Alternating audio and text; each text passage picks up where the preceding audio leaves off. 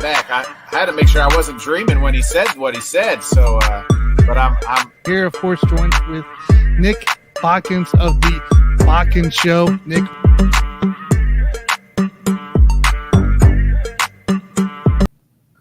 what is up, ladies and gentlemen? We are back here on another Monday night show. My name's Tanner Dawson of the Sports Buffoons.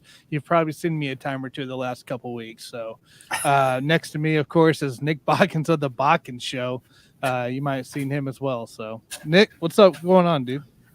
What's up, man? Wow, like my intro didn't play in, so like all of a sudden you just started talking, and it was totally weird. Computer problems, love it. It's Monday. School started here today for my gang. Sure. Your school start there? So they started on Wednesday last week. Oh, snap. So y'all been going for a minute. So, yeah, so first day of school, we're back, we're ready. It is almost football season. You know, when school starts, that's football's right around the corner, my friends. So, and we got a little special guy coming in talking about some fantasy here, and it's not Ryan Larson for once. It's a different guy. Go ahead and give us that intro. That's right, guys. So, Basement Brewed Fantasy Football. Mikey is joining us. He's been a little busy here this last few days, I'd say, after coming back from vacation. Dude, it's been insane. It was like end of July. We drove down to Paducah, Kentucky, drove back up, hopped in the car, hopped on a plane to go to Cancun, came back, and then hopped back in the car to go back down to Kentucky for the Southern Bluegrass Fantasy Football Championships. I'm like, I don't know what day it is. I don't know anything that's going on. I don't like when you shot me over that message, I was like, oh my God, it's 8:00. I thought it was like 5:30. Like you're probably all messed up. I'm telling you. And then you're making content on top of that. You got your Basement Brewed Fantasy Football podcast you do. You got that going. A lot of great partners there. I know you got Ryan Tracy, one of the Chiefs guys. I watch as well. And then you got also your blog going of breaking down every team possibly for the start of the season. So you got quite the lineup there, especially with a big vacation in the middle. Dude, I was just saying, I don't know where, because again, time's a black hole and nothing makes sense to me anymore. But I was just saying not too long ago that, going all in on this, I quit my job in late March to like do this full time. And it's been so terrific for my mental health and absolutely awful for my physical health, because I am down here constantly, like either typing or recording or editing, and I'm never doing any of that stuff. So it's like, I don't know, man, it's the life of an entrepreneur, I guess. It's what I signed up for. Hey, it is. And something too. So Mikey here has a tool, a resource, a really valuable resource that you guys can go out and get as well. Description's in the bottom, or in the description. At the bottom of the description, you'll see it there. Basement Brewed Fantasy Football. Click on the link. I'm going to tell you to throw my name in so I can get those referral points. But, all that's down there as well. But so it's a tool I've been using here. I just broke out the cheat sheet that he did, like out of nowhere, essentially, is what it felt like. Like when I looked at it, it was only a quarter done. Then I looked back at it a couple days later, and it's decked out all the way. So definitely use it. Great cheat sheets, and he has the DFS stuff coming up as well once we start the season, right?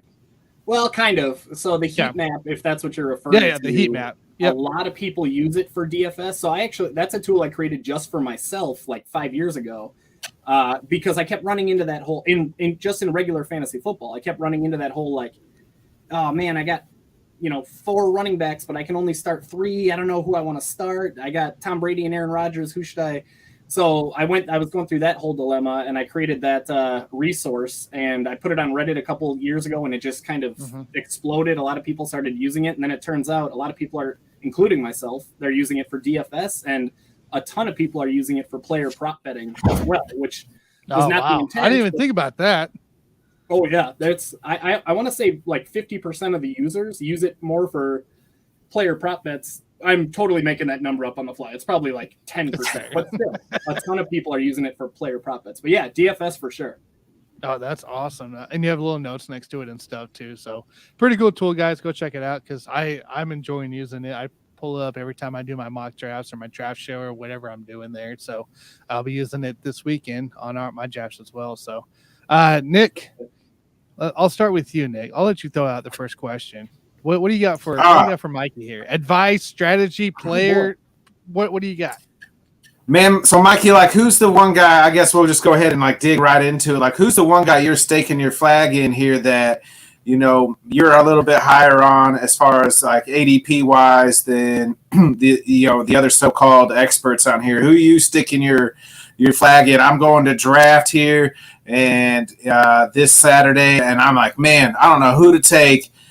Who's the one guy where you're like, Bodkins, this is the guy. I promise you, if he's 100% healthy, this is your league winner. Your dude. I'm higher than him. People are going to be like, hey, what are you doing? But I promise you, this is the guy. Give me that guy, Mikey. All right, I got a couple. The first one, like the way you just described it, league winner as long as he's healthy. I feel sick to my stomach if I leave a draft and I do not have Saquon Barkley on my team. The guy, like, if he stays healthy, there's 300 plus touches on the table, plenty of which will be receptions. I think we're going to see rookie year Saquon Barkley as long as he stays healthy, of course. So that's like the guy that I need to walk out of my drafts with. Now, that's not necessarily he's a second round pick, so it's not necessarily, that's not like a sleeper or some like long shot, but I find that a lot of people are out on him because they're scared of him, right? The last 3 seasons even have been like, you probably used a top 3 or 4 pick on him and just got burned by him. So people are scared and they're just staying away from him for that reason. But that guy, I was just talking to somebody on Reddit today that he is one of my favorites to select in the second round that has a very legitimate chance of being the 101 ahead of JT, ahead of CMC, both of those guys. Other than that, I am all in on both Broncos receivers, Jerry Jeudy, Cortland Sutton. I don't know if I'd go so far as to say these are like going to be your league winners, but man, those guys ADP are still, I still see them in the 5th, 6th round sometimes. Those guys should be drafted in the 3rd and 4th round. And if you're looking for a really, really dark horse, Isaiah Mckenzie at the very back end of your drafts, he's going to take over that Cole Beasley role. Cole Beasley had 240 plus targets in the last 2 years.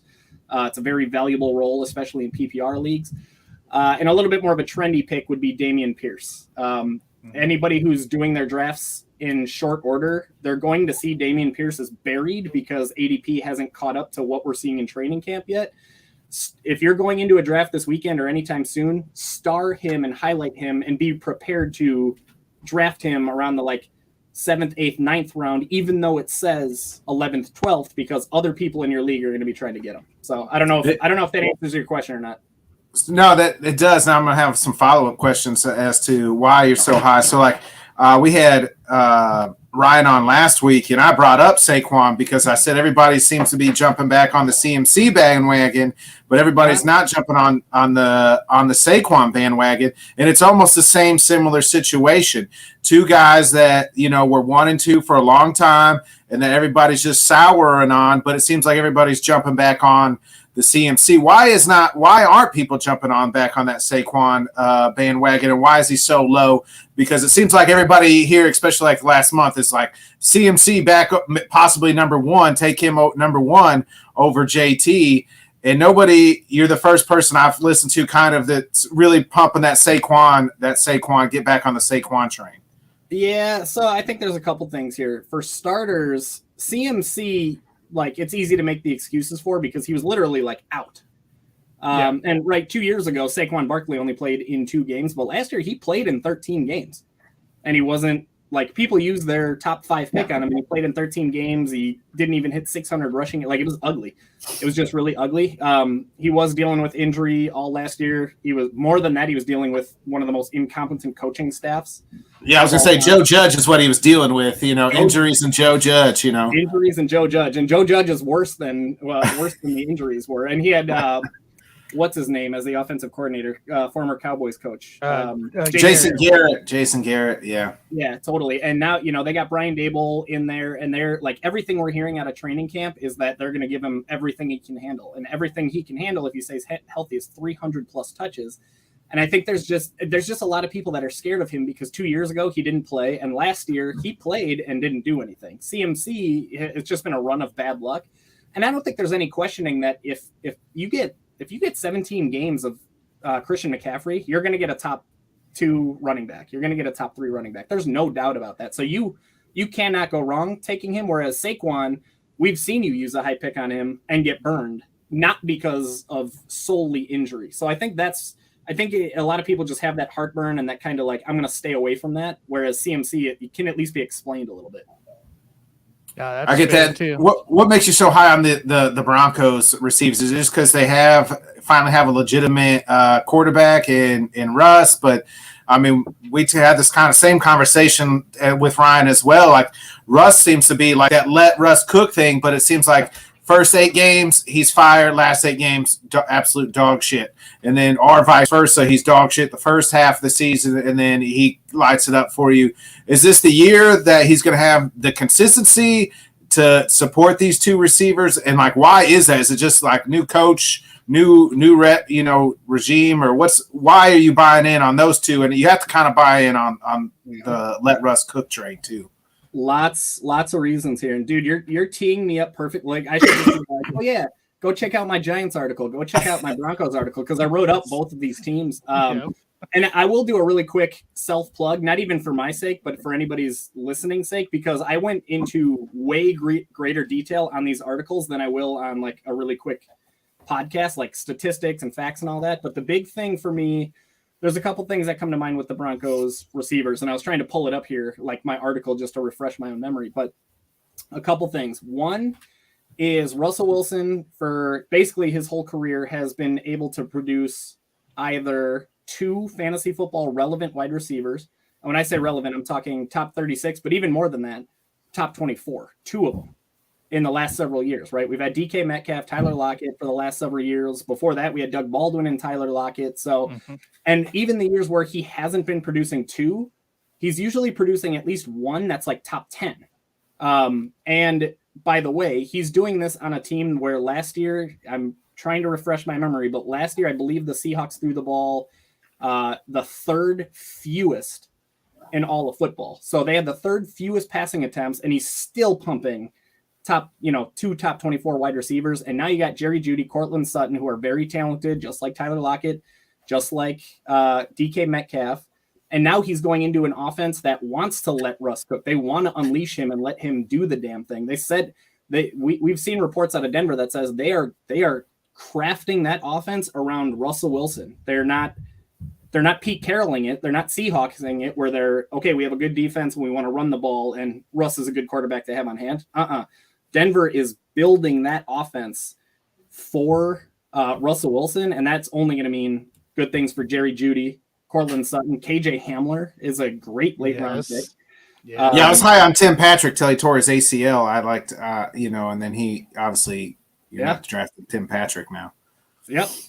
100%, man. And for a while there was a little bit of a debate almost, where it was like, could KJ Hamler take over Tim Patrick? So there was a little bit of intrigue there, but now Tim Patrick's out of the picture, and it's like KJ Hamler is that 3rd wide receiver, assuming he's healthy. It sounds like he might play in the preseason game, and if he does that, then I know everything I need to know about whether or not he'll be ready to roll. Yeah, KJ Hamler's one guy I've been looking at too, because it depends. I'm all waiting for him just to get out there and play a little longer, play a little bit more before he does come back. So I'm excited for him.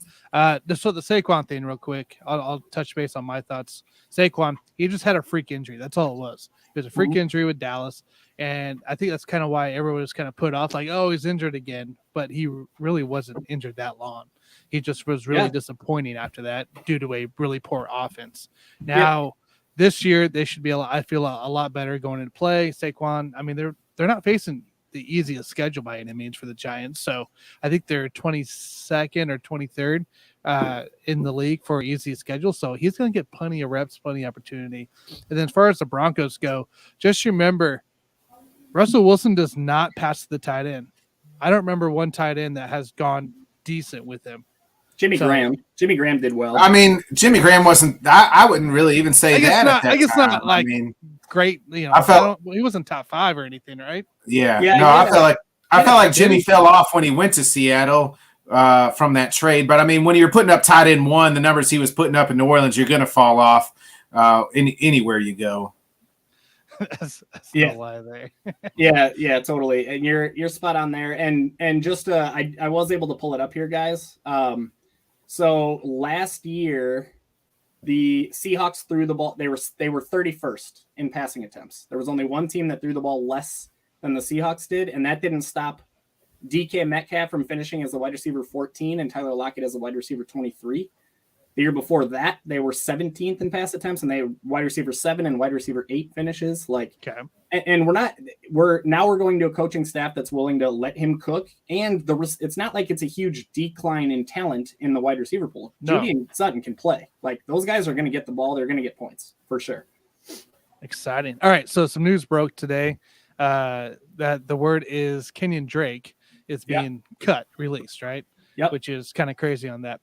Does this bring Josh Jacobs any more up on the board, or is he still in that dead zone that we're looking at? Nope, he's still in that dead zone. Zamir White remains an intriguing late round pick, but more than that, in PPR leagues, Amir Abdullah is your guy. I feel like we've been saying that for like 5 years, though, Mikey. I mean, Amir Abdullah was like the guy that people were taking when he was with the Lions. Right, but Amir Abdullah was the guy they were taking when he was with the Lions in like the 3rd or 4th or 5th round. Now we're talking 16th, 17th, 18th round, and you got a guy who's going to be in there catching passes. I'm not saying he's going to be this every week starter, but if you're in a deeper league and you're in a PPR league, Amir Abdullah I just edited my cheat sheets today, my draft kits today. He launched up my draft kits in PPR league specifically. I think the biggest beneficiary for sure is Amir Abdullah. I don't think it impacts Josh Jacobs really at all. I don't think it changes anything there. And I don't think it changes anything for Zamir White either. I still like Zamir White as a late round stab regardless of who that pass catching back is going to be. I think there's a solid chance that he's getting like 30-40% of the carries as the year wears on. We'll see. That's kind of aggressive. But yeah, I think as far as that news goes, it's the biggest beneficiary there is Amir Abdullah in PPR leagues. Interesting. Yeah, you have him looks like in tier 16, and then Zamir White in the next tier down, so 17. So that's interesting. I guess I never even thought about Amir Abdullah. Yeah, cool. He's going to take over that. So, and the intrigue there, of course, is that Josh McDaniels, the new coach there, who's always had that one running back that's been like a James White for so many years, right? And we're always looking for that next James White. When you're in the 16th, 17th round, you're throwing darts anyway. Why connect the dots there? Know that he's taken over the Kenyon Drake role. The Kenyon Drake role in a Josh McDaniels offense probably means James White. You're getting a James White type player in the 17th, 18th round. You're not going to be looking at a high ceiling by any means. Like, nothing's going to be sexy about a ceiling, but he could be racking up 5-6 catches a game. That's worth something, especially as bye weeks roll around. Gotcha. All right, Nick, what you got? Anything? Nah, I don't. So I was just gonna. Go ahead. You mentioned Pierce from the Texans. I mean, were you always high on him? Or are you high on him now? Because it seems like he's their guy at running back. Like, he didn't play the preseason game. Usually, if you're not playing preseason game, it means you're going to be a starter. Is that the reason, or you've always just kind of been high on Pierce? A little bit of both. It's been accelerated by recent news for sure. I'll tell you, I was drafting a ton of Damian Pierce when he was going around pick 120, and now he's going back around. So, because it was always, and look, here's the thing: it's not going to be sexy in Houston. Like, Rex Burkhead seems like he's going to be the pass catching guy there. We know Houston's not going to be in the lead very often, but the new coaching staff went out. They hand selected Damian Pierce. Damian Pierce is a guy that I liked coming out of college to begin with before I even knew where he ended up. And then, of course, landing in Houston, I was like, all right, there's a wide open backfield. Yeah. And I've always liked Marlon Mack, but I knew he was coming off the injury. He's a newbie free agent. There's no way he was locked into that starting role. So frankly, guys, at all summer, June, July, early August, I kind of was balancing my exposure a little bit. Maybe it was like 60 Damian Pierce, 40 Marlon Mack. But now, Damian Pierce didn't even start the last preseason game, which means he's in. He's locked. And they're going to want to run the ball a ton because they're not going to Davis Mills throwing the ball 40 times a game. So he's going to get his chances. Now, again, he's not going to I think fantasy managers that are expecting him to come in and have this Kareem Hunt or Alvin Kamara type of rookie. That is not what we're talking about here, but there's relevance there. And when you're getting into the 8th round, 9th round, we're talking about Kareem Hunt, Tony Pollard, Chase Edmonds. And I like those guys, but Well, Chase Edmonds is the starter on his team. Yeah, I was like Chase Edmonds maybe more than not there. Chase Edmonds more, and then Tony Pollard and Kareem Hunt have a hell of a lot more upside because if something happens to the guy in front of them, then all of a sudden they come into league winner territory. But after those guys, it gets really ugly at running back. And Damian Pierce is a great guy to grab where it says like 120 ADP and scoop him up around like 100 or 90 or something like that. So it's just hard to find a starting running back in the 9th round, and you can do that with Damian Pierce. And then, are you part of the strategy that's kind of really taken off, I guess maybe the last 2 or 3 years, it seems like the no running back strategy? Are you do you adapt? Are you part of that? Hey, don't worry about running backs. Are you I'm kind of the, take one in the first round. I'm a take best player available type person. That's just kind of how I am. But I know a lot of people say, hey, running back still never, you can wait. Is that kind of your strategy? It seems like that's been the new, I guess, formula for, or whatever you want to say. So before I jump into it, the first thing I want to say is that it's important for people to not, don't go in forcing any one particular strategy. Like if there's a guy available that is in a tier that's above everybody else, don't force yourself to say, oh, no, I'm going 0 RB. I can't touch that guy. You know what I mean? But, yeah, absolutely, man. I've done over 300 drafts this summer, and by far, most of my builds, I call them 3. There's 3 things to me. There's 0 RB, which is exactly what it sounds like. You're not even touching running back for the first couple rounds. Hero RB, which is what most people refer to that as one running back with a ton of wide receivers. I call that superhero RB with 1 RB, and then I call hero RB 2 running backs. And don't listen to me with those because that's literally my own thing. But for me, it's either 0, 1, or 2 in the first 2 rounds, and then the next 4 rounds I'm hammering wide receiver. So a lot of times I'm finding my builds to be either 2 running backs. More often than not, I'd say it's 1 running back. And then I'm just slamming wide receiver. Maybe I'm getting my QB1. And again, it's not something I'm forcing.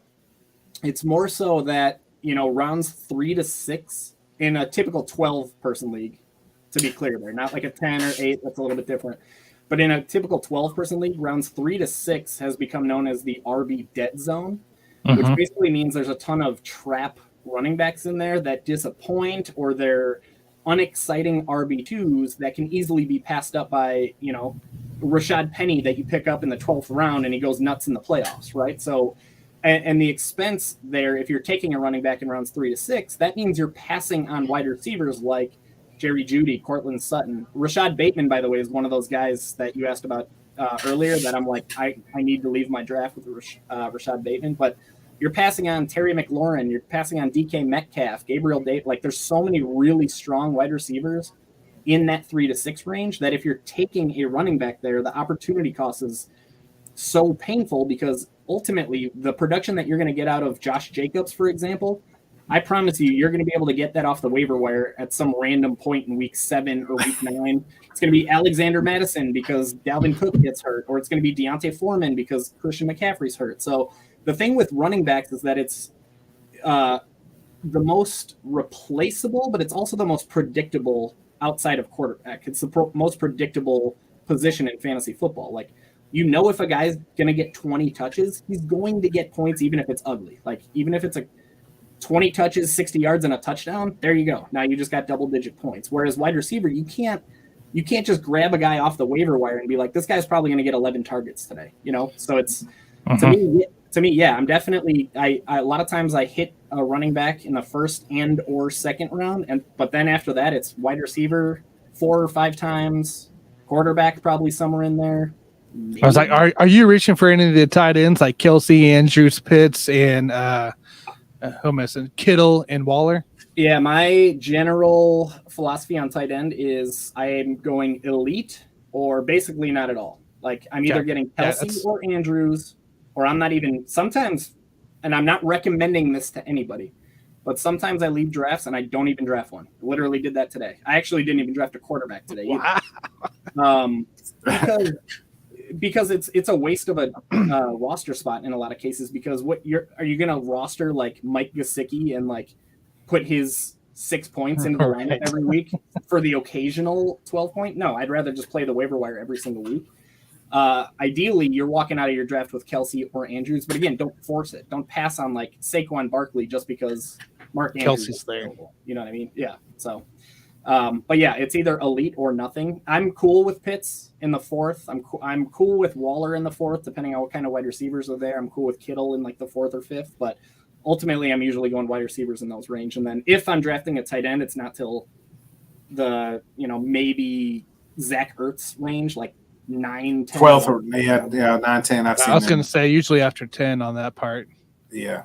And Yeah, even QB wise, right? So you got your main 4 really you're looking at between those rounds too, because you're looking at Herbert, you're looking at Allen if he's still there, Mahomes of course, and then also who am I missing? Lamar Jackson. Lamar. Well, and then you got Kyler. Kyler goes in like Kyler's right there. Jalen Hurts. I've seen Jalen Hurts go ahead of Kyler, Burrow, a bunch of those guys. I thought were higher than that. So I did a 10-person draft today. Literally didn't draft the quarterback because in my mind, there's 14 quarterbacks that I'd feel fine with as my every week quarterback one.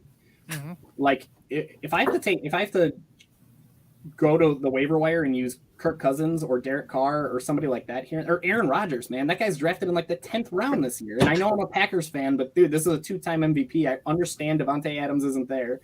Back-to-back MVP, I mean. Correct. But yeah, a lot of times if I'm in a 10-person league, I'm not even focusing on quarterback until later, if at all. If I'm in a 12-person league, it feels better to have I really like Lamar Jackson in the 5th round.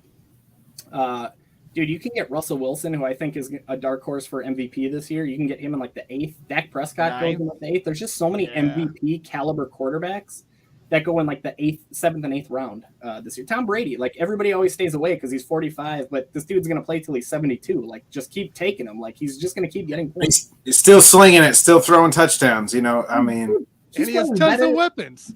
He's a better fantasy weapon now than he was in New England, which makes sense because it's a different style of play. He's got Mike Evans, Chris Godwin, Julio Jones, but for fantasy purposes, I don't care if he's 45. Like, give me the touchdowns. I don't care.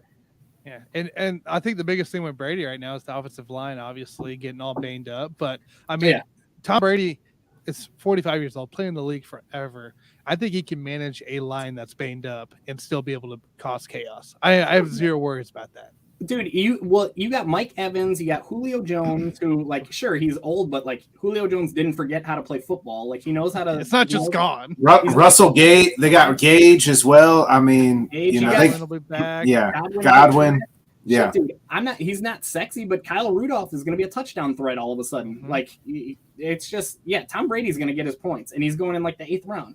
Yeah. So to me, there's just so many quarterbacks. I'm usually not thinking about Josh Allen or Justin Herbert. Those guys are like 3rd, 4th round picks, sometimes even 2nd for Josh Allen. I'm out there. That opportunity cost is way too high. But dude, sometimes Mahomes is falling like the 5th. I just did this draft down in Bowling Green, the Southern Bluegrass Fantasy Football Championships, and it was tough, man. It was a tough draft. There were some really sharp players in there, but I got Patrick Mahomes in the 5th, and it's like, I'm a wait on quarterback guy, but if you're going to let Patrick Mahomes go that far, I'm grabbing it. That's at that point becomes a value, not just totally. You didn't force it. Like if Mahomes falls in the 5th, you're obviously going to take him. If Lamar Jackson fell in the 5th round, you're going to take him. Like that's the value at that point in time. Well, and that's what I was talking about earlier. Don't force a strategy. Let the draft board come to you, and like wherever you can extract value, get it. Like that's how you win fantasy football leagues, is extracting value. I mean, there's times where I'll have one running back and I'll have 6 wide receivers, even though I can 4, because that's just the way the board's falling to me. And later I'll just scoop up, Kareem Hunt, Tony Pollard, Damian Pierce, some of those guys that I can just throw one of them into my RB2 spot, play matchups using the lineup setting heat map. Boom, nailed that promo. But anyway, just let the board come to you, and wherever you can extract value, do it. I agree. Yeah, my best ball stuff's kind of like that too. I mean, I think the other night or one of the nights here, I was doing best ball, and Herbert ended up down to me at the 5th. I don't know how Herbert ended up there, but I was like, well, I really need this, but I mean, how do I pass up a guy like Herbert in the 5th round? So, stuff like that, I fully agree on, that I've been really paying attention to, is a lot of those value that shouldn't be there. And like I had one mock draft that, in the end, running back took a hit, but I had Derrick Henry in the 1st because I was like 8th or something like that. But like all the guys I really wanted were gone, and I didn't want to reach for anybody. So I was like, all right, we'll go Derrick Henry. Next thing I know, literally eight receivers later, I'm looking up and I'm like, wait a minute. I haven't drafted a running back in a while, but I have all these legit receivers for stash and a quarter. I guess 7 in the quarterback, but still. And is this best ball underdog? No, it was just a mock on Yahoo for PPR status, but still. Well, Yahoo. So here's the thing about Yahoo too. Their generic settings are half PPR. So Derrick Henry in that format is gold. He should be going ahead of Austin Eckler, for example, in a half PPR league.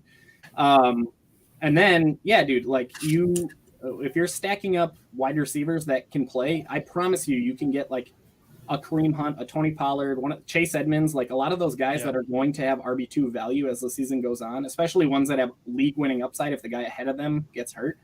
And you know what? Like, if you extract enough value early on in the first 7, 8, 9 rounds, come round 10, it's totally cool for you to reach for if there's a guy you need to have, like Isaiah Pacheco that everybody's like going nuts over, or who was I just there was Tyler Algier. I like him a lot. Yep. Like he's not sexy at all. It's kind of gross taking him, but if I need a running back later and like the best wide receiver available is like Rondale Moore, I'll like screw that. I'll just go get Tyler Algier. So if you extract enough value in the first several rounds, go get your guy later. It doesn't matter, you know? Yeah. Because you hit those rounds, really, you're just hoping for a gold mine at that point. So, but yeah, cool, Mikey. Well, we appreciate you hopping on here. Definitely, if you guys haven't followed yet, go follow Basement Brewed Fantasy Football on YouTube. He does his podcast. He's also on anywhere you can find a podcast on right now. Oh yeah. So I get the alerts when I wake up. I usually put him on if he's on or whatever's going on. So his the website's below. Go check him out and also sign up for his. I think you sign up for email, right? Without signing up for the full league, or no? Yeah, totally. Because I like you mentioned before, I'm doing all these team by team previews. So there's a lot of people that don't want to like miss them when they come out. Because frankly, I'm terrible at promoting them and going on social and being like, check out this article. Plus, when you do that, people are like, I don't care. I don't want to click. I don't want to. Yeah. There's a form where you can sign up for an email and you'll automatically get alerted the second I post anything, and you don't have to sign up. I'd love it if you did, but you don't have to sign up if you just want to read and go about your business. That's fine too. Yep, great value, great stuff going into play, Mikey. We appreciate you again for hopping on. Appreciate it, Mikey.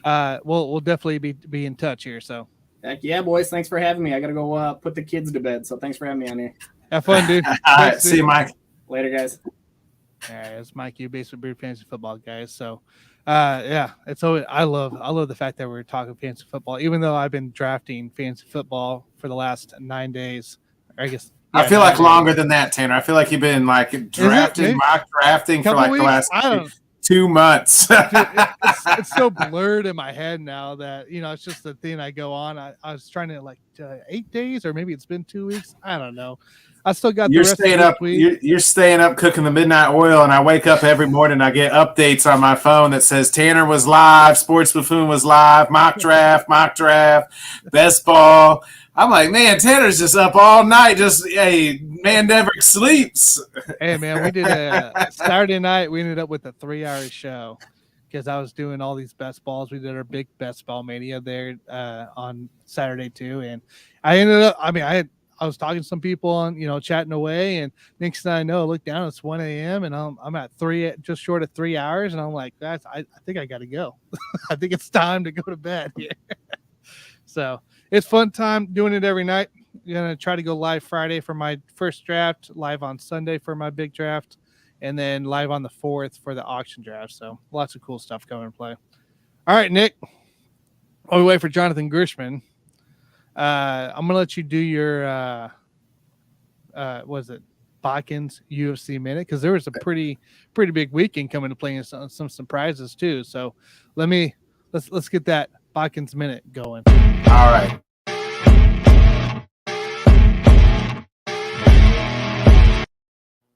All right. So what we got for the UFC minute? Man, Tanner, this Saturday was maybe not the biggest upset in UFC history, but the greatest comeback in UFC history. So let me set the stage for you. Kamaru Usman, who is at this point in time arguably the greatest welterweight champion of all time. Only one guy ahead of him, and that's GSP, George St. Pierre. At this point in time, Kamaru Usman is now challenging him as far as title defenses. And then Kamaru Usman's got 14 wins to start a UFC career. There's only one guy who had, at this point, more wins to start a UFC career, and that's Anderson Silva. So the Spider. So Kamaru Usman is reaching GOAT status here. He took on Leon Rocky Edwards. And Leon Edwards has been a guy that has just been disrespected by fans, the UFC. This was a guy who his journey the last 3 years, this was a fight that was supposed to happen 3 years ago, whether it was COVID, the pandemic, certain this guy, just guys skipping over Leon. Finally, Leon Edwards gets his shot, and he's losing. Every round he won the first round, and then the next round 2, 3, and 4. I mean, it's just at this point in time, it looks like Kamaru's just going to steamroll him. There's 1 minute left, and during the breaks, you have. I got to back up because if you find the tape, go listen to Leon's Rocky's. His nickname is Rocky, but listen to Rocky's corner. They're yelling at Rocky. What is wrong with you, Rocky? Rocky, pay attention. Rocky, get in the game, Rocky. Rocky, what is wrong with you? This is it. This is your moment. Well, Leon's about to lose the whole fight. I mean, 1 minute left. Usman is 1 minute away, and Leon Edwards throws a kick to Usman, and Usman is lights out. 1 minute left, and Usman would have retained the title and probably go down as one of the GOATs, continued GOATs. Instead, we have new UFC welterweight champ, an improbable win, an improbable comeback from Leon Rocky Edwards. The way he kicked Usman was picture perfect. Usman, you probably can see it on the internet. There's memes everywhere galore. Usman's eyes knocked out, wide open, eyes wide open, doesn't move, down for a long time. An incredible scene. Rocky is on the microphone. I mean, what are they going to say about me now? What are they going to say about me now? I had goosebumps from this fight. Daniel Cormier, the DC, and Joe Rogan, I mean, they absolutely lost it. Nobody thought that was going to happen, and at that exact time, they were writing his obituary. I mean, everybody was writing Rocky off, saying, hey, I'm in my head thinking, we got a show on Sunday, what's next for Usman, what's next for Leon as the loser, and then all of a sudden, it changes, and that's the greatest thing. To equivalent to what happened on Saturday would be Game 7 of the World Series. Your team's down 3 runs. You're down to your last strike. It's an 0-2 count, and a guy hits the grand slam to win it. That's the equivalent to what happened Saturday night. Wow. Hey, I got the video here on one. I'll pull it up here. And I'll make sure audio's up.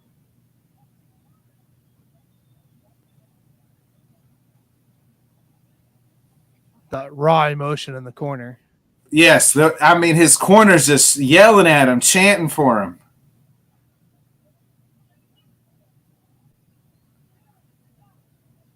He's just, every round, my wife, she said, she's like, I need this guy for me in the gym in the morning time. That's how motivating he was. I just saw on Twitter everything, going down, and I'm like, did the upset actually happen? Because I got to do your bracket deal. And I was like, no way. No way. It did. Yeah. It was here's its victory. I don't know how well you can hear it, but. The emotion of this young man pouring through. It's why you love sports. The man is crying. It's true. This is a guy who came from nothing, was from Jamaica. Was born in Jamaica, went to England, lived in the slums of England. Was poor, broke, fatherless. His father was a gangbanger. His mom took him to a gym when he was young, and been raised in this gym. And that corner has been with him this whole time. So that emotion from these guys, so this small England, gym, and now they get to call themselves the welterweight. He gets to call himself the welterweight champion. Just an improbable win, an improbable story. I mean, Tanner, Rocky was a guy that, I mean, like I said, he got skipped over by, Jorge Masvidal, Gilbert Burns, Colby Covington. The UFC even took him out of the rankings at one time because they couldn't get him a fight. And then he finally said, I'll fight this person. And then that fell through. The guy had like 6 fights fall through during the pandemic because either he got COVID, his opponent got COVID. Plus he was in England. He couldn't get flights. It was just a massive mess. And for this to happen at that point in time when everybody counted him out, I think he counted himself out. I mean, you look at his body language, even while his corner's yelling at him, he just wasn't reacting. And then with a minute left in the fight, he throws this leg kick, and down goes Usman, and down goes the UFC's plans. UFC had different plans for Kamaru after this fight, and now it looks like they're going to run this back in a couple months. But, I mean, just an absolute killer knockout, the likes that we've never seen in a situation that we've never seen. And, that, I mean, again, this is why I love fight, like the game of fight. It's not really a game. It's just the fighting. Why I love sports is that motion that he showed, and that things could just absolutely turn on an instant dime. I mean, that's the equivalent. Like I said, it would be like a walk-off home run in the World Series, and you were down 3 runs, and everybody thinks it's over. I don't even know if that equivalents to that, because you still have hope, but everybody. You mean 13 seconds? 13 seconds in the playoffs to go home, and you sit down there and you score in 13 seconds, and then you win it in overtime. But that's yes, it's like that emotion. But even then, because I still think with the 13 seconds, people still thought the Chiefs could pull it out. I never heard the announcers were saying it's over. Like, I mean, they were just like, hey, Kamaru Usman's just an animal. Like, he's just so good, too good. Kudos to Rocky. They were, just dogging him. And then all of a sudden, you see Joe Rogan doing this, and his eyes are lighting up. Getting just another absolutely. Yes, exactly. And I'm doing the same at home. Oh, what's up with the Nate Diaz being tagged on everything now? Like, what's up with that all of a sudden happening? So Nate Diaz is going to hit. So it's an interesting story. So he was actually the last person to fight Leon Edwards, and Leon was beating him the whole round. It was almost like vice versa here. What happened on Saturday? Leon was beating up Nate Diaz. Bad through 4.5 rounds, and then Nate caught him, pointed at him, but then didn't go for the kill, and lost the fight that way. But and then Nate Diaz he's fighting next month on what will be his last fight in the UFC. His contract is ending. Now Leon Edwards has come out and said Nate wins this fight against Khamzat Chimaev. He'd give Nate a title shot, but nobody expects Nate to beat Khamzat. To describe what Khamzat Chimaev is, he's probably Rocky IV. What's the fighter's name? Dolph Lundgren in that movie. Yeah. Like, just this young, hungry guy that everybody fears, that nobody wants to fight. And that's who Khamzat Chimaev is. And he's fighting. They're feeding Nate Diaz Khamzat Chimaev to build Khamzat's name, because everybody knows who Nate Diaz is. But this is Nate's last fight. He wants out of the UFC, wants to go fight Jake Paul, it sounds like. But so they're going to feed him this animal. Money, Tanner, money. It's all about the Benjamins, baby.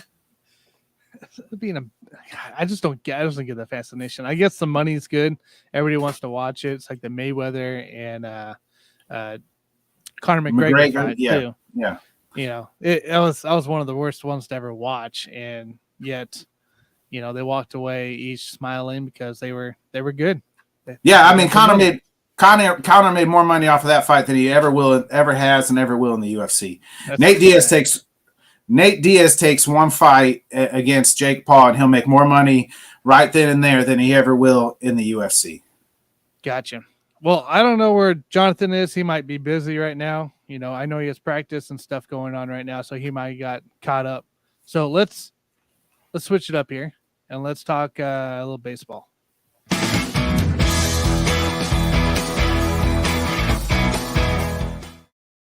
All right, guys. For the big series of the week, we're actually going to take a turn here. I would actually like to talk about playoff potential teams and playoff scenarios we're looking into play that are more reasonable going other than just a team series. Jonathan, I'm sure could give a lot more insight than we could, but we're going to do our best for you guys and give you our thoughts at least. So right now we'll start in the American League. I'll share my screen up for you. That way you can see too. All right. So American League here, kind of where we're sitting is Houston, the Yankees, and Cleveland.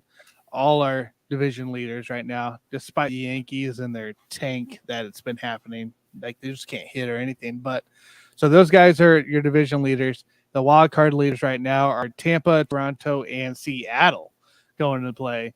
It looks like Minnesota's 2.5 games back. Baltimore's still in it, still talking. On contention here to get in a playoff, but they're 2.5 games back.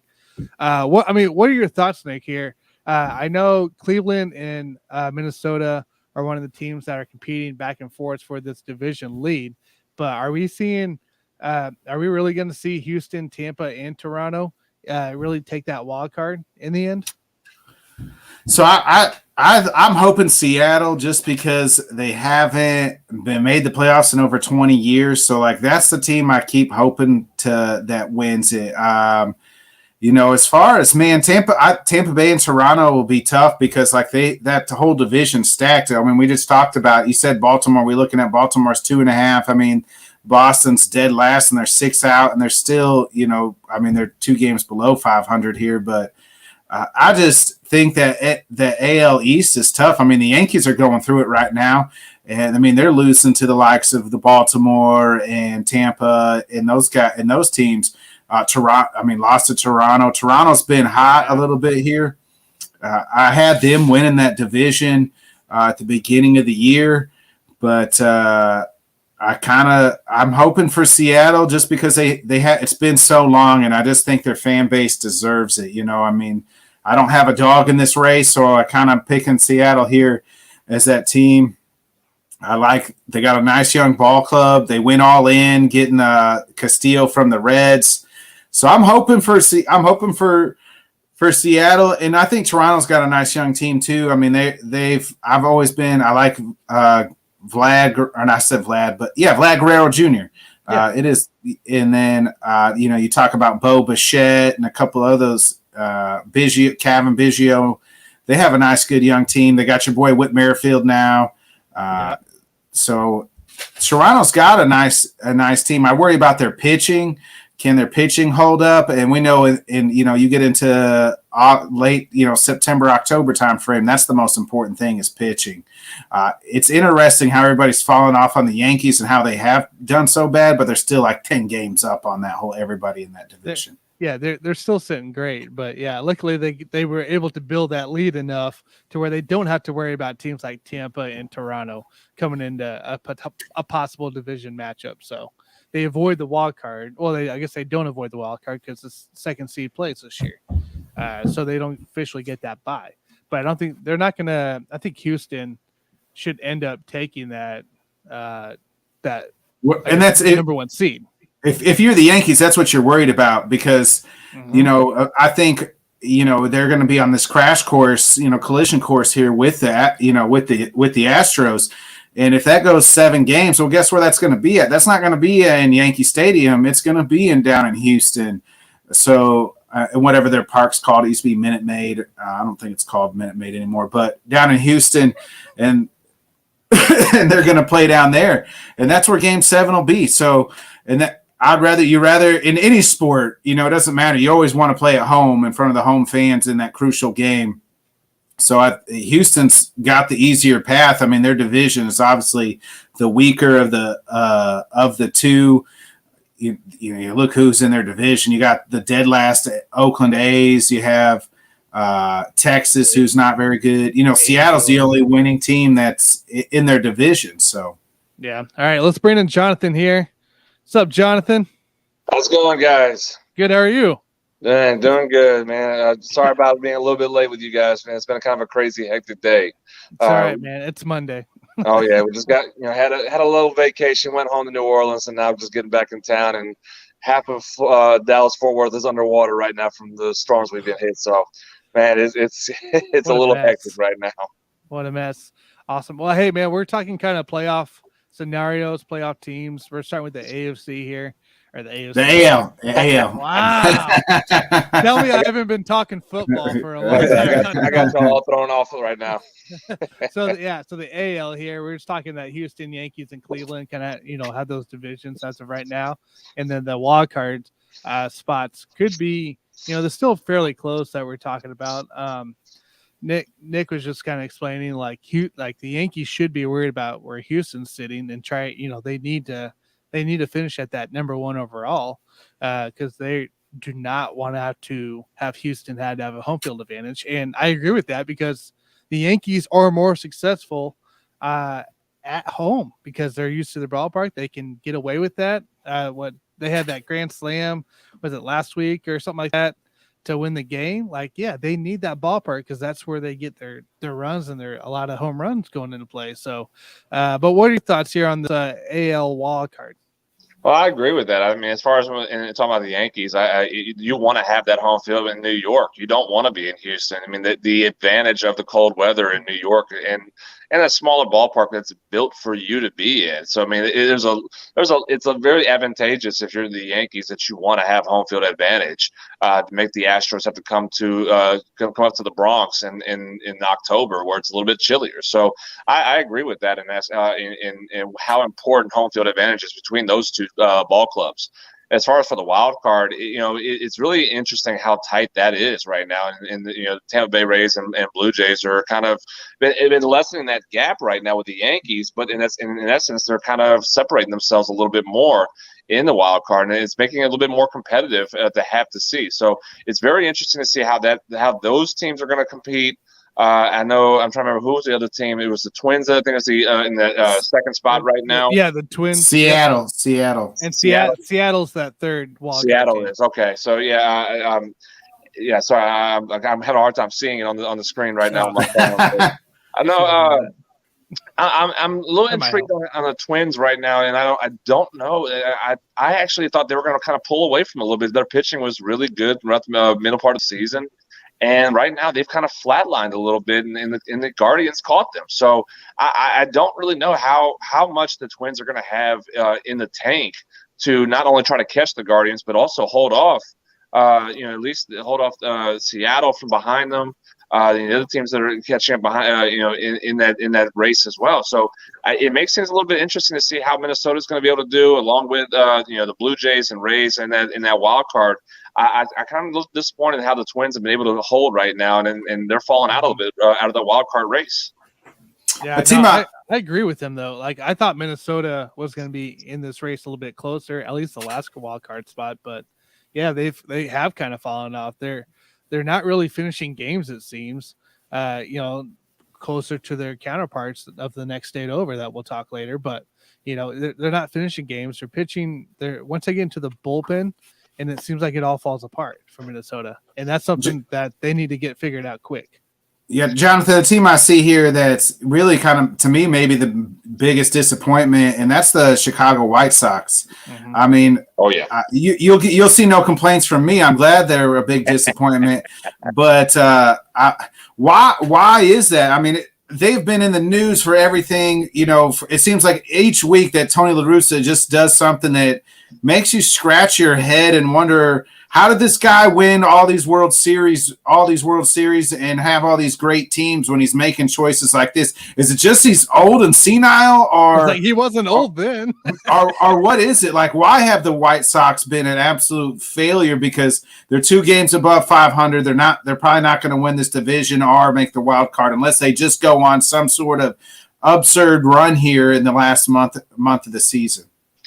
I mean, that's a good point as far as just his age, and the game has passed him up, and it's not just that it's passed him up; it's lapped him. It's sad to see. I mean, La Russa is, in the days of his in Oakland and in St. Louis, and his first stint, wasn't really all that successful in Chicago, but he was able to figure it out in Oakland and in St. Louis, where he was one of the top managers in baseball. So it's sad to see as far as what has transpired in La Russa's second stint. in Chicago with the White Sox right now, and the game's just passed them. And not only has the game itself passed them, but the players and how you respond to the players and how you handle these guys, the younger generation of ball players. He is still stuck in the old ways of how you were able to do that in the 90s and early 2000s. That doesn't work anymore. These guys are more outspoken. They're more they're in a way, and I'll be more than happy to put this out there. They're more sensitive about certain things too. And they'll be more happy to voice their opinion about it. So it's really sad to see how bad the game has passed La Russa up. But that's it. You have a lot of injuries with that club as well this year, and that's kind of been a little bit of a setback for them. But as much talent as that team has, they are one of my disappointments throughout this season. I picked the White Sox to win the division in the AL Central and be a team that can contend with the Astros in the postseason. And right now, they're not even close to that.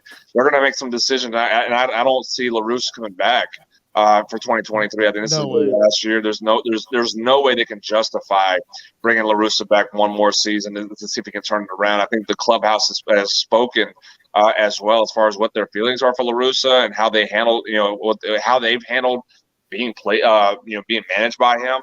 It's just been a dumpster fire right now, and I feel like this is something that they're gonna have to answer for. The front office is gonna have to answer for as well. Yeah, and you got the negative 31 run differential right now, and you're allowing 544 runs. Like, it's just not a good. It's not good overall in the pitching staff. I mean, that's the starters, bullpen combined right now. I thought they were going to run away. I had them running away with that division. This was a team that should have. Because that was my pick. I was not expecting the Twins to be a team, especially after the trades they made, early in the beginning of the offseason or beginning of the season, trading away Donaldson and a couple of other players. And, I didn't think the Twins were going to be a competitive team as it what looked like they were did. selling. And then the Guardians too. Guardians, what they've done, what the moves they've made over the last 2 years has been about selling as well. So, and they're right on the in the postseason conversation. So this division was a White Sox it was just for the taking, and they have completely sidestepped that, and it's been almost embarrassing at times. Yeah, they were the only team that you saw at the beginning of the year that's like every one of these three teams is like rebuilding, right? Like the Royals will continue to rebuild for another 20 years. Maybe the Guardians are rebuilding, the Twins, and then the White Sox are like, this is a team that could make a World Series run, and then they've just absolutely come out and crapped the bed. Well, when you have the young talent, you have Tim Anderson, who's a uprising superstar. You have Jose Abreu. You have Yohan Moncada, who has moments of being a superstar or potential to be a superstar. There's a lot of good pieces on that team. There's just no excuse for what they've been able to do. And again, I know injuries can be a factor, but everybody's dealing with injuries, and they're able to they're able to bounce back from it and be competitive. And that team has not, and it's been sad to see. It's been embarrassing at times to see.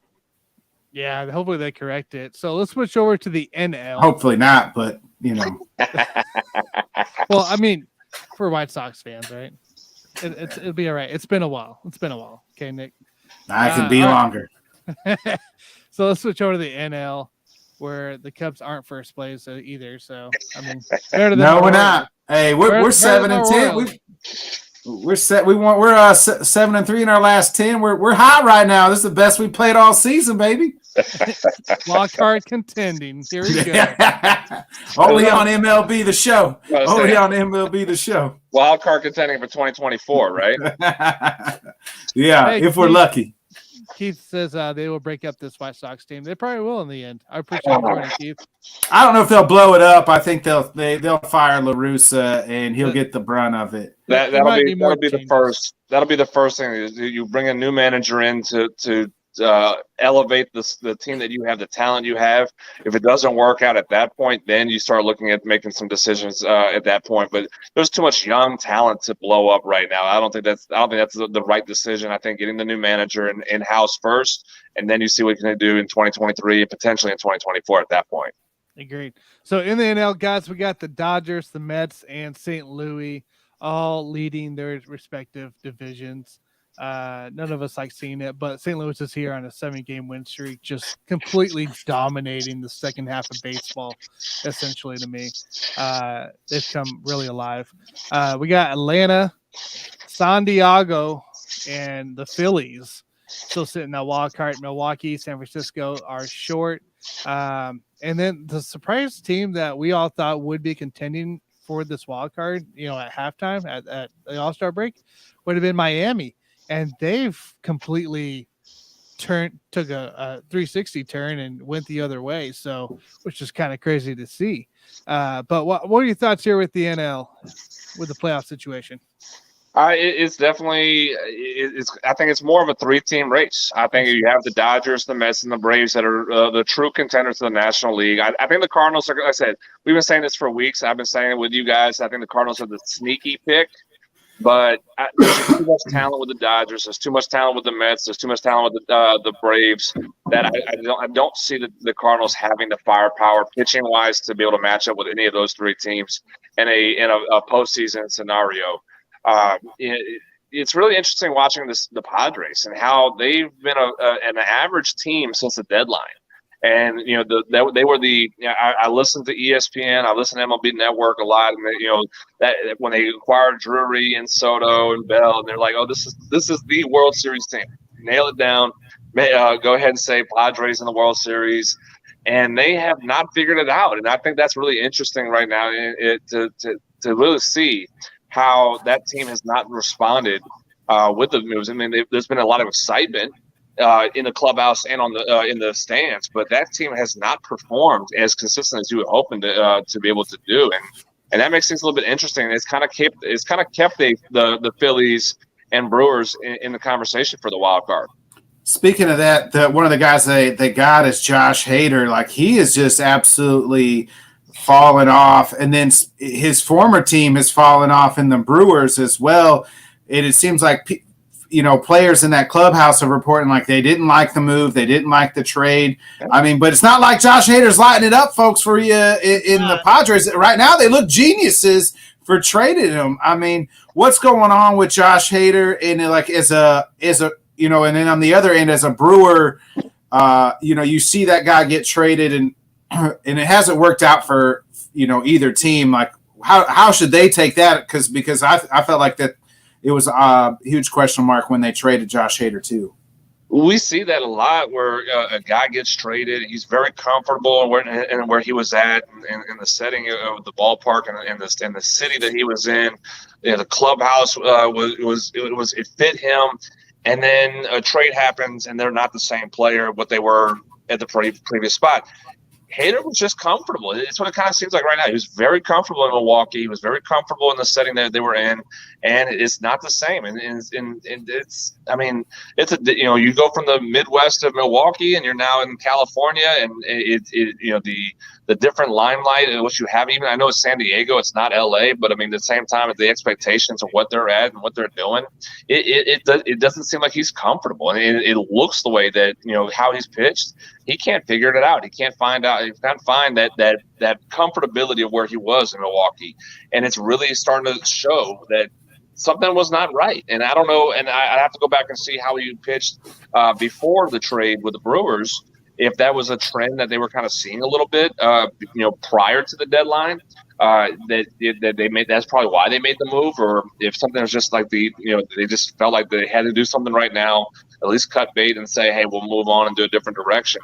But you see that a lot, though. Guys who are they're very comfortable in where they're at, and they get traded, and they're not the same player at that point. It was the clubhouse, the culture is a little bit different, and it is. I mean, the clubhouse culture in San Diego is not the same culture that you see in the Brewers as well. So it's a different feel, different limelight that you have in one setting versus another, and it just seems like Hayder's just not comfortable. He's not comfortable. His ERA is like 15. I mean.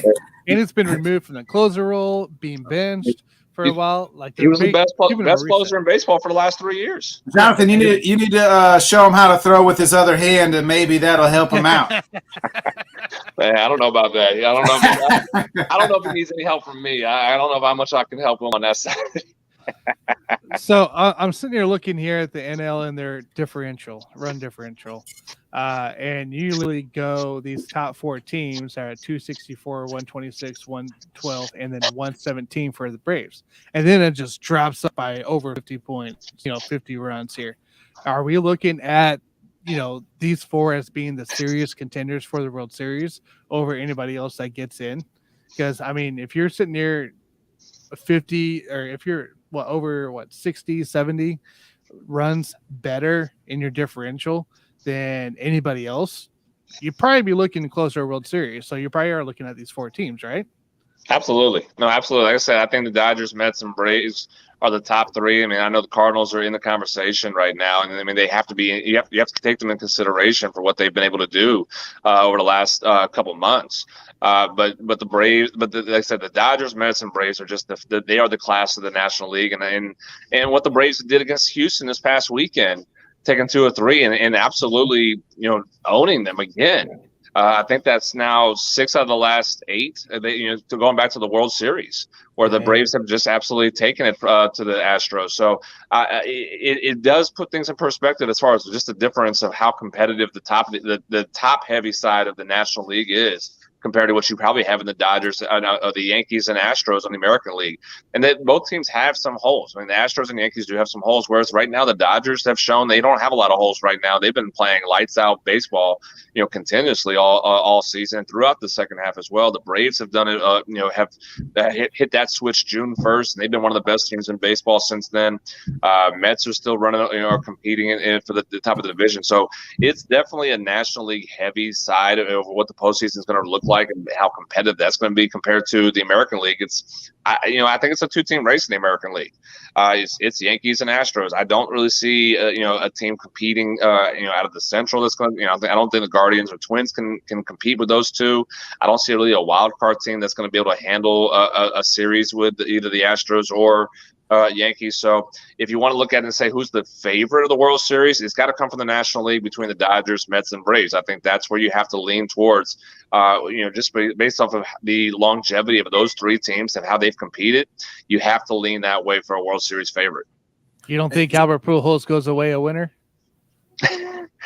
No, I mean it's a great story. I don't see it. I just don't see that they can. I know they're 112 plus on the runs differential. 7-game win streak. I mean, compare the division though. Compare what they've been able to compete in the Central. Who they're competing with: Pirates, Cubs. It's just not. Reds. It's not the same as what you're seeing in the East, where the Mets and Braves have to compete against. So, and they're putting that run differential the plus 100 in the East. So. I don't see the Cardinals. I said, would I be shocked if the Cardinals sneaked in and just completely caught teams off guard in the postseason and beating the Mets or Braves and Dodgers? I wouldn't be surprised by that, but I don't see it actually happening. I don't see them beating either of those 3 teams in a 7-game series. It's between those 3. It's between Dodgers, Mets, and Braves. Jonathan, how much are these guys, are the other teams, like let's say the Braves, they're trying to catch the Mets, in San Diego, or even I don't think they're going to catch the Dodgers, but how much are they scoreboard watching, if they win, because they know that they need that other team to lose, even the Phillies there who are close with the Padres. Like, are these teams just scoreboard watching, or are they just saying, hey, we got to go out here and handle our own business and whatever happens, happens? Both. They won't be. They're not doing it yet. Once the calendar turns to September and you start realizing just how far away you are or how close you are to the end of the season, now you start paying attention a little bit more. But scoreboard watching doesn't mean anything if you're not taking care of your own business. So if you can watch the scoreboard and for the Braves and Mets are losing against the Yankees or whatnot right now. I think they are.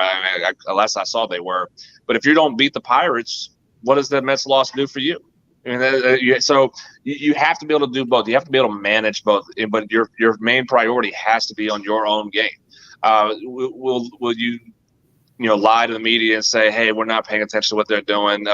We got to make sure we take care. They'll lie, because you'll turn around and catch the scoreboard and say, where are they at right now? They're in the 7th inning. Oh, it's a tie game. We got to hold it. We got to make sure we do our job. So it goes about both sides. It goes about both ways, where you have to make sure you take care of your business first before you can look at that scoreboard and see where the other teams that you're competing against and what they're doing. Yeah, and it becomes really serious coming to play September 1st. That's when you start eliminating teams. So that's going to be a lot to look out for. Oh, yeah, absolutely. Like I said, once the calendar hits September 1st, now you have a lot. And now every team is scoreboard watching at that point. Nick, you got anything else? No, I think I'm good. Jonathan hit the nail on the head. I agree. That was awesome. I'm glad you hopped on, Jonathan. I really am. So we are looking for you. We were going to try to carry this baseball conversation without you, but I'm glad you hopped on.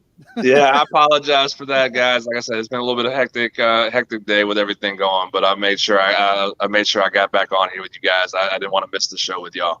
Well, I appreciate you. Definitely. And we appreciate it as always. Any plans here this week? Anything good? Tournaments? Anything? Yeah, we have our my Alpha baseball 12U team plays their very first tournament with us this weekend. So it's their tournament debut. So and that's kicking off our fall season. Then we're full blown 5 teams playing next week. Going or 4 teams playing next week, I believe. So we're hitting the ground running right now with the fall season just around the corner. But our 12U baseball team, they get their season debut and their first tournament with us this weekend. So very excited to see what that group can be able to do and be able to compete with on the field with us. Awesome. That's awesome to hear. Best of luck to them for sure this week. Hopefully it starts off fire like we always want. So, Absolutely. All right, Jonathan, we'll let you go. Appreciate it, Thanks for joining, dude. We'll talk next week. Sounds good. Thanks, guys. See you, dude. Jonathan Grishman, guys. So awesome. Well, Nick, do you have anything else you want to share today? No, just make sure you check out the Bodkins show. Yesterday's episode, we had Dan Harris of Let's Talk Sports on. We got into his incredible story and everything that he's kind of overcome in his life, and just a true inspiration. So check that out. That happened yesterday. It's on right now. And also head kicks and haymakers that happened this weekend. We did our Saturday and Sunday pre and post UFC show, and that was it, my man. What about you? We got Chiefs, right? So doing a pre-post game Chiefs. So we're starting our Let's Talk Sports. We're doing a what do you call those? A pre-show, a prep show for our pre-shows. I don't know how to call it. The theater term of it or whatever. But so we're doing that starting here, I believe, this week for the final preseason week before we get into it week 1. So looking forward to that. Outside of that, drafting every night. I'm trying to go live Friday night at 6 for my Rotoballer draft, and then trying to go live Sunday for my with the ones I'm in with Jason and Mike. So just fantasy football and some more football and a couple more football things here and there too. So lots to keep in, lots to tune in. If you guys haven't already, please make sure you like, subscribe, follow whatever platform you're watching on. We greatly appreciate it. It helps us out as well. But yeah, other than that, guys, I don't have anything else. So make sure you tune in. I'll be on a little bit after the show, probably like an hour from now.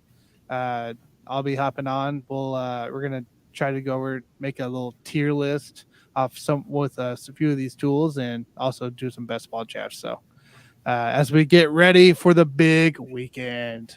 So all right, Nick. Well, appreciate you joining, hanging out. We'll catch you next week, dude. All right. See ya. Hey, everybody. Thanks for tuning in to the Buffoons and Bodkins show. Make sure you hit that bell, subscribe, and follow for more content.